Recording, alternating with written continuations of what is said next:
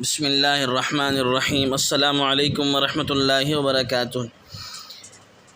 انشاءاللہ نہ کہنے کی سزا۔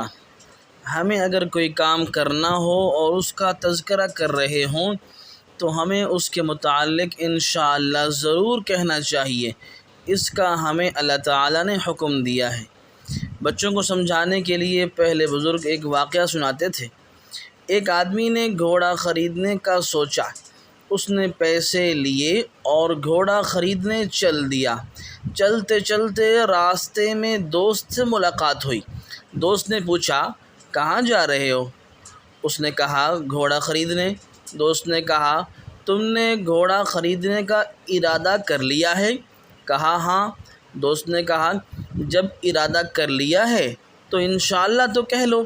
اس آدمی نے کہا، انشاءاللہ کہنے کی ضرورت نہیں، کیونکہ میں عربی ہوں، گھوڑے کے بارے میں مجھے اچھی معلومات ہیں اور پیسے بھی میرے پاس ہیں اور منڈی کا راستہ بھی مجھے معلوم ہے، انشاءاللہ کیوں کہوں؟